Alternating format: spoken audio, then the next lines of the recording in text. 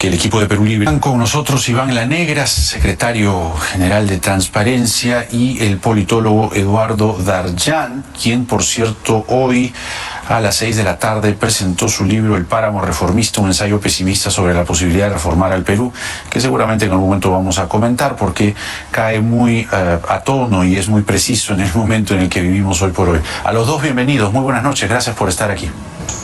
Buenas noches. ¿Cómo estás, Eduardo? ¿Cómo estás, Jaime?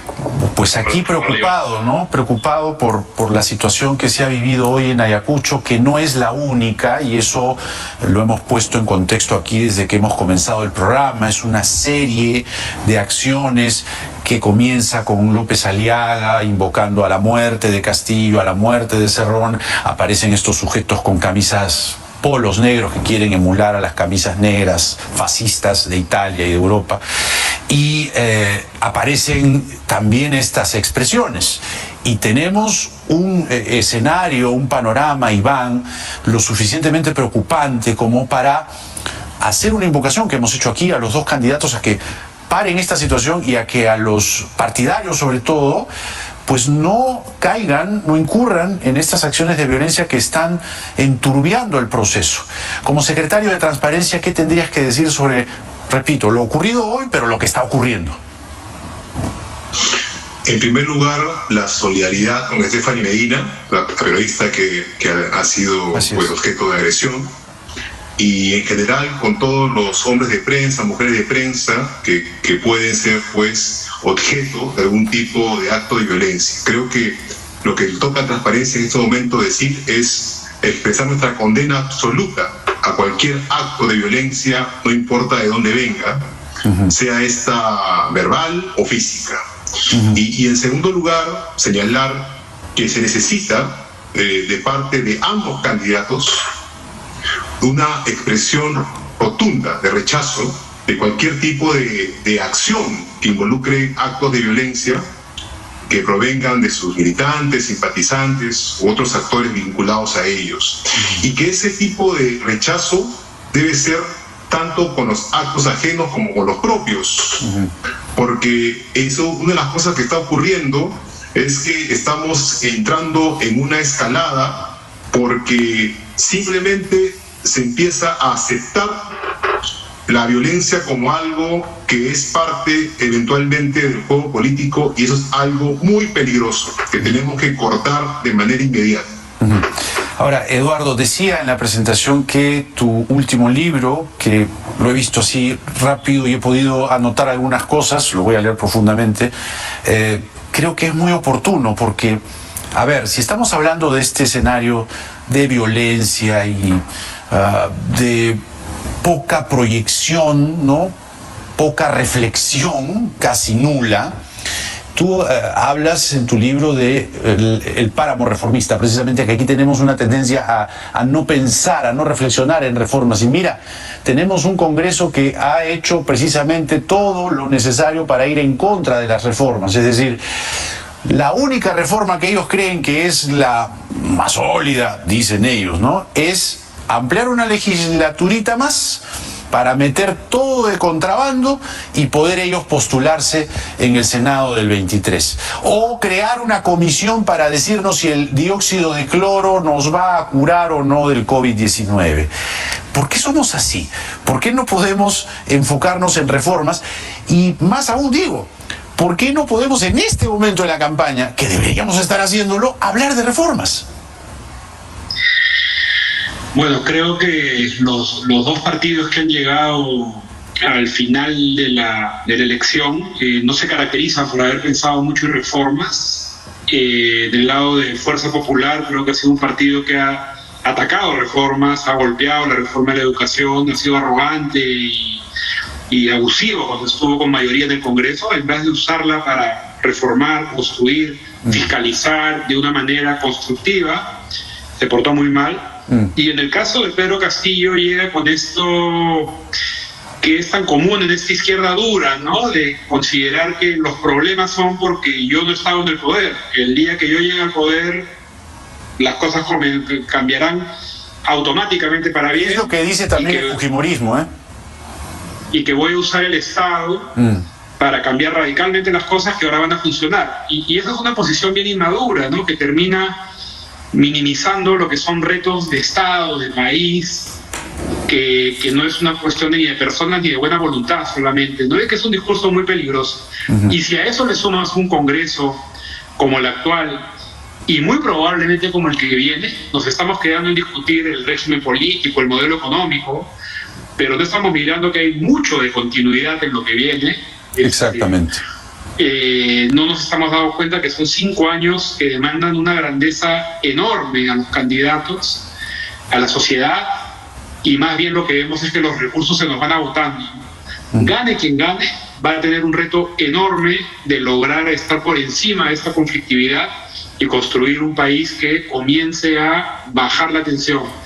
Hasta el momento, y especialmente por lo visto hoy día, que además es una muestra de irresponsabilidad brutal, lanzar discursos difusos, acusaciones amplias que terminan dando lugar a violencia concreta.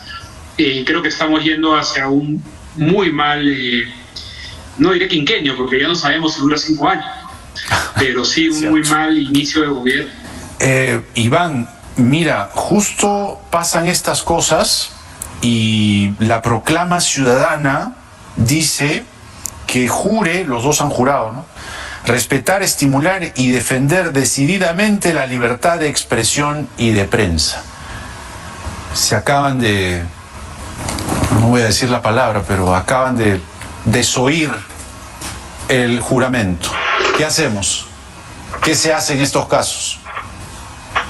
Bueno, en primer lugar, levantar la voz para señalar con claridad cuando se incumple un compromiso que está en la proclama ciudadana. Y en este punto hay no solamente un compromiso con la libertad de expresión, sino también con los derechos de las personas, ¿no? Entonces, cuando se promueve la violencia en cualquiera de sus formas, se afectan derechos concretos de los ciudadanos, ¿no? Porque se pone en riesgo eventualmente su integridad. Entonces aquí hay una cosa aún más seria, ¿no? Pero por otro lado, también, y qué bueno que mencionas lo de la proclama, porque también está pasando en estos últimos días que hay un cuestionamiento sin fundamento a las autoridades electorales. Sí. Y eso es muy, muy serio, ¿no? Porque también uno de los compromisos de la proclama es el de respetar el Estado de Derecho y respetar la autonomía de las instituciones. Pero si desde ya empezamos a minar la legitimidad de estas entidades, pues corremos un riesgo muy serio en el caso que tengamos, por ejemplo, un final de elección con resultados muy estrechos. Y si a eso le sumamos la violencia, estamos generando unas condiciones muy peligrosas. Creo que es momento de hacer un corte muy fuerte respecto a estas posibilidades que podrían presentarse en esta elección. Es, creo yo, un llamado sumamente oportuno, sobre todo para la sociedad civil en su conjunto, para estar alertas. Esta situación no puede dejarse pasar así nomás.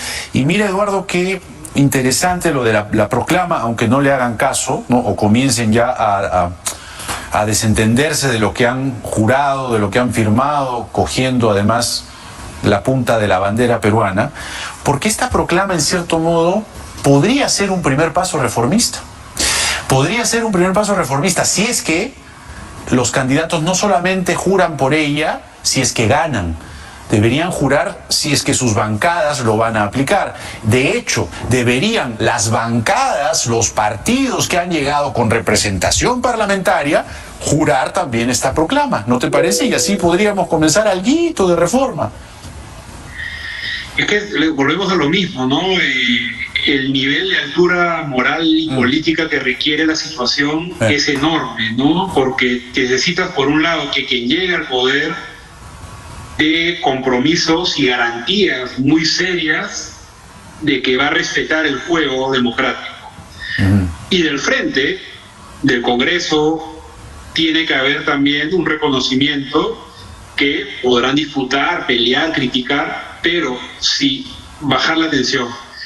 Y el ataque a las autoridades electorales es terrible, porque justamente hemos visto país tras país que el inicio de violencia, el inicio de inestabilidad más claro se da cuando una parte no acepta el resultado electoral. Y lamentablemente Las acusaciones de estos días son profundamente irresponsables porque terminan minando esa legitimidad que, además hay que decirlo, son autoridades electorales que se han ganado el respeto en estos 20 años, ¿no? Han funcionado bien. Entonces, es el momento, creo, de que muchos actores comiencen a pensar que tienen que mostrar una opinión de fortalecimiento del sistema, de lanzar mensajes de que podemos manejar esta tensión en términos institucionales, criticar a los exabruptos, porque también hay que decirlo, los exabruptos de los camisas negras del otro día no recibieron condenas tajantes y firmes en su momento tampoco, ¿no? Y estamos hablando de grupos fascistas que han estado actuando con ese tipo de bullying contra lo que fueron llamados medios mermeleros y criticados también desde la bancada naranja, ¿no? Entonces, o se baja la tensión en su conjunto, o vamos a otra situación en la cual va a ser muy difícil que esto se maneje en términos democráticos y reglas institucionales. No es poca cosa, Iván, y aquí te pediría una exhortación, ya más que a la sociedad civil, a quien tenga que hacerlo, si acaso la Asociación Civil Transparencia, porque no es un hecho aislado lo de Castillo, como bien lo anota Eduardo. Están estos camisas negras, polos negros, están estos ataques a la prensa independiente o a la prensa que cuestiona, a la prensa que fiscaliza, llamando o tratando de herir sus honras diciendo mermeleros, ¿no? Así, esto lo empezó además López Aliaga, de la extrema derecha, ¿no? Y lo siguen ahora mal, borroneados, los señores Castillo y compañía. Porque este descrédito a la autoridad electoral puede, digamos, conllevar en un resultado que los tres sabemos va a ser raspadito, va a ser ajustado, y allí el que va a perder por unas décimas, en este descrédito a la autoridad electoral, puede pasar cualquier cosa. ¿Qué es lo que tú piensas, Iván, que se debe hacer en este momento? Porque es el momento, después puede ser muy tarde.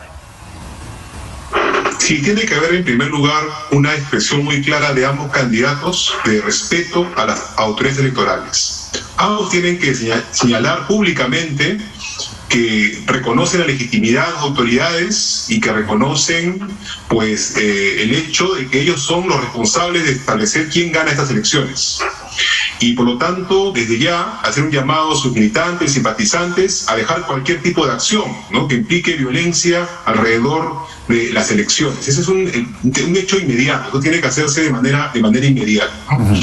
Y por otro lado, también, eso sí, también es un llamado, ¿no?, a todos los actores que participan del proceso electoral, que es: no podemos empezar a justificar la violencia porque viene del lado que queremos que gane las elecciones. Exactamente. Tenemos que dejar eso. Si entramos en ese juego, esto acaba muy mal. Tenemos que cortar eso de manera tajante e inmediata. Lo mismo, Eduardo, hablando de este aparente, previsible resultado raspadito de